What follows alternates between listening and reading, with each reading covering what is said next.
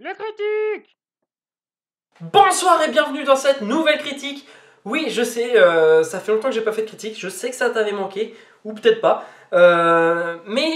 Du coup, pourquoi une critique après si longtemps? Alors ça fait longtemps que je l'ai pas fait, je compte pas forcément refaire beaucoup plus souvent ou quoi que ce soit. Mais là, j'en ai fait une parce que j'étais hypé, très hypé d'ailleurs, dû au fait que je regarde plus la télé en ce moment. Très hypé par une mini-série que TF1 a fait, a créé, qui s'appelle Le Bazar de la Charité. Je regarde mes notes en même temps parce que sinon je ne sais plus quoi dire.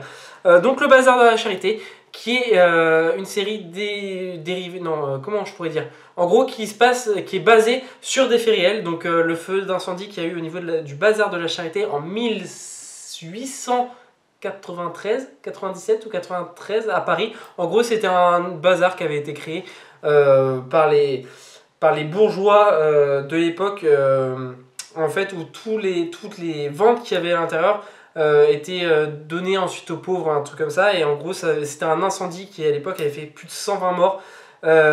Et dont la quasi-totalité étaient des femmes, si je me trompe pas dans ce que j'ai lu.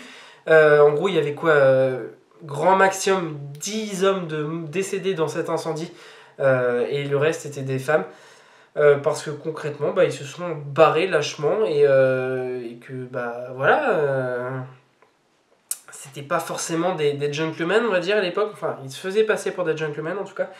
Mais ça a été une affaire qui, à l'époque, avait fait bouger, avait fait pas bouger, mais avait fait écrire beaucoup d'encre sur les journaux papier. Voilà, c'était un drame très clairement. Et donc ils en ont fait donc TF1 a décidé d'en faire une série qu'ils ont énormément vendue, survendue. Alors pas, je dis survendue dans le sens où vraiment ils en ont fait une pub énorme, énorme. Et du coup ils ont réussi à me hyper.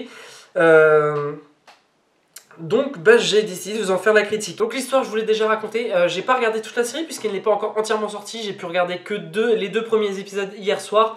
Donc on est le 19 novembre là, donc c'était hier soir le 18 novembre, c'est ça. Donc il y aura deux épisodes tous les lundis soirs, 8 épisodes au total, qui va suivre le destin de trois femmes. À la base, elles se connaissaient toutes et donc le destin est plus ou moins lié. Trois femmes qui vont plus ou moins se révolter, d'après ce que j'ai bien compris. Après, je vous dis, hein, la suite de l'histoire, finalement, je la connais pas. Moi, je suis juste là pour donner mon avis sur les deux premiers épisodes que j'ai vus et sur est-ce que je vais regarder ou non la suite et est-ce que vous devez regarder ou quoi cette série. Déjà, ils essayent d'amener un côté modernité, dans le sens où dès le début, ça parle de combats qu'on mène encore actuellement, notamment contre les hommes qui battent leurs femmes. Contre les hommes qui battent les femmes en général. Donc dès les premières scènes, si je ne m'abuse, hein, c'est vraiment dans les 5 premières minutes. Et puis ça donne le fait de suivre trois femmes, trois héroïnes, finalement, c'est aussi intéressant. On est dans une époque où on essaye vraiment de féminiser les choses, dans le sens où pas que la femme soit forcément au pouvoir, mais vraiment d'atteindre un point d'égalité entre l'homme et la femme finalement. Et c'est ce qu'il faut parce qu'il n'y a aucune raison qu'on ne soit pas égal à tout point de vue. Et le fait de retranscrire ça sur une mini-série d'époque finalement, puisque ça s'est passé il y a on a dit 1893-97, j'ai un doute, mais ça s'est passé il y a plus de 100 ans, donc 120 ans. C'est justement intéressant voilà, de retranscrire de retranscrire notre modernité, notre époque moderne, notre époque actuelle à il y a 100 ans en arrière. Et ça, c'est bien joué déjà de leur part. C'est un point de vue où ils ont réussi à amener de l'actualité dans le passé. Déjà, rien que pour ça, et ça vaut le petit coup d'œil déjà. Donc à la réalisation, on retrouve Alexandre Laurent, qui est clairement un réal TF1.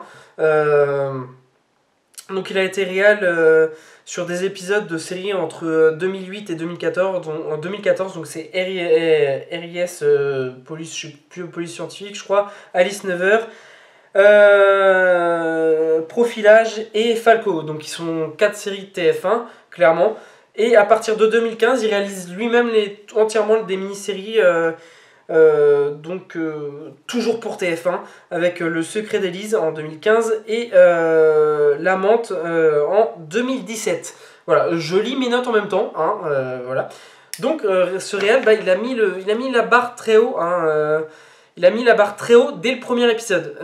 Je parle beaucoup du premier épisode, vous allez comprendre pourquoi par la suite. Donc bah, déjà, dans le premier épisode, en fait, ça raconte seulement l'incendie presque. On a très peu sur la suite, c'est relativement peu avant, hein, juste pendant 10 minutes, ils nous posent les bases donc, de ces trois héroïnes. Trois héroïnes.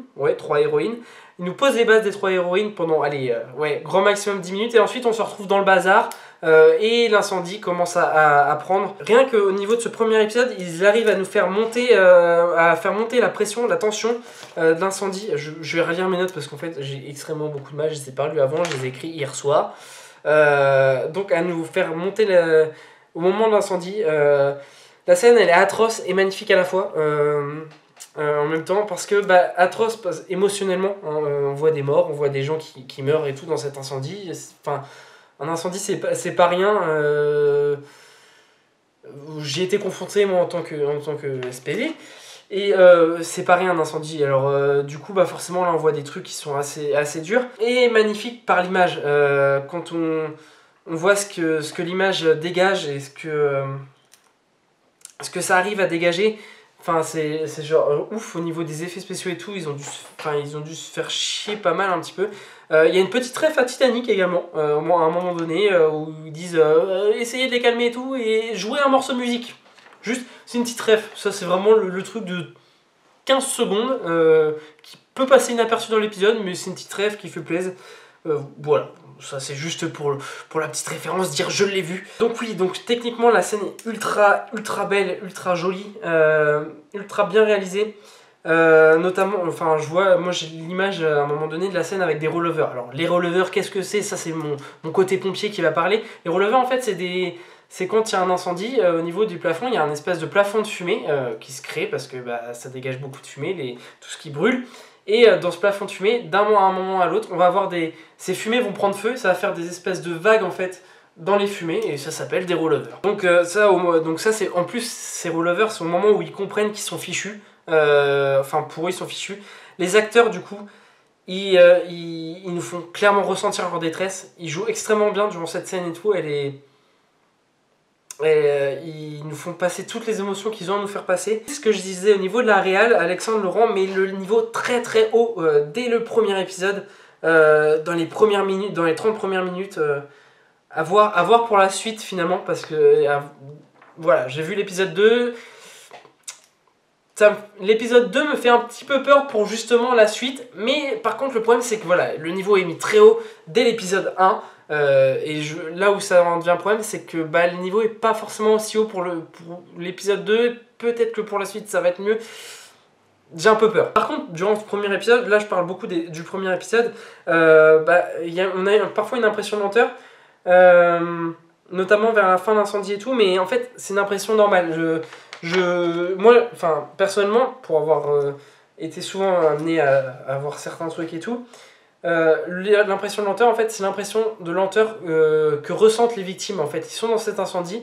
Et il faut savoir que quand on est en détresse ou quoi que ce soit pour un incendie ou autre, on a cette impression que le temps passe très lentement.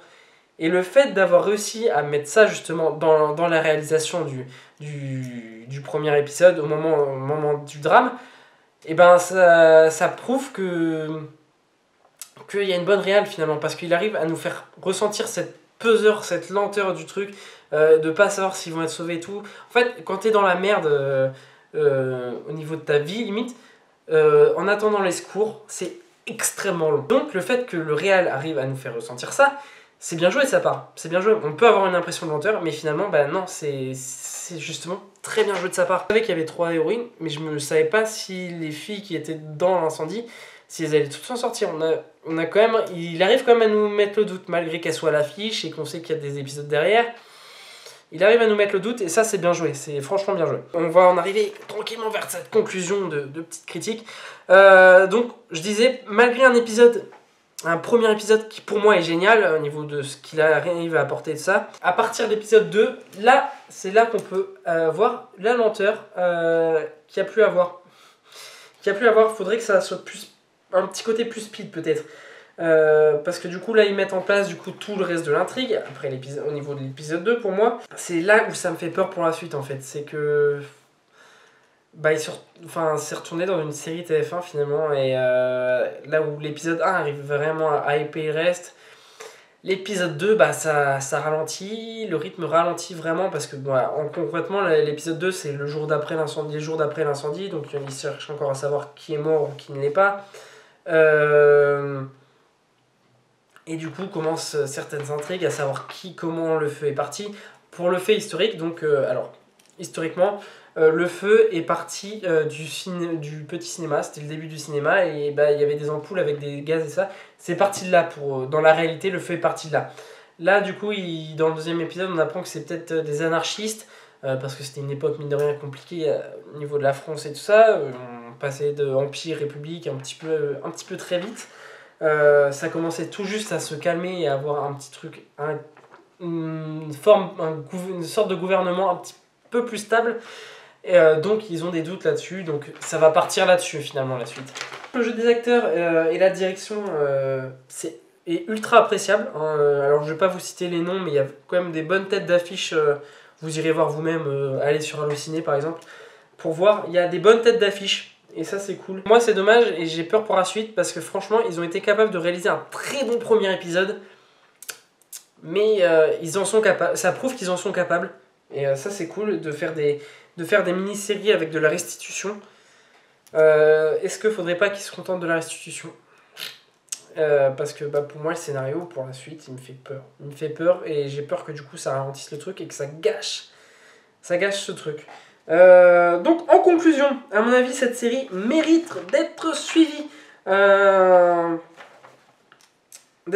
pour la suite parce que bon, mis à part que le deuxième épisode ralentit un peu à mon goût, peut-être que la suite peut nous surprendre, donc faut quand même je pense aller regarder. Et si tu te dis ouais non et tout flemme, ne serait-ce que pour le point de vue historique et pour la putain de réalisation du premier épisode, je te conseille d'au moins aller voir juste ce premier épisode. Voilà, tu peux aller le regarder. Pour le premier épisode, je pense que le Bazar de la Charité a bien été réalisé et a bien retranscrit ce qui s'est passé à l'époque. Voilà, et puis bah, sinon je pense que tu peux aller voir sur mytf1.fr une connerie comme ça. Et la série sera entièrement disponible également sur Netflix. Donc je te conseille d'aller voir ce premier épisode. Pourquoi pas de regarder la suite, parce que je pense que historiquement il y a moyen qu'ils aient fait un bon truc. Donc va voir la suite, va regarder. Et puis bah moi je te dis juste un truc, c'est à plus.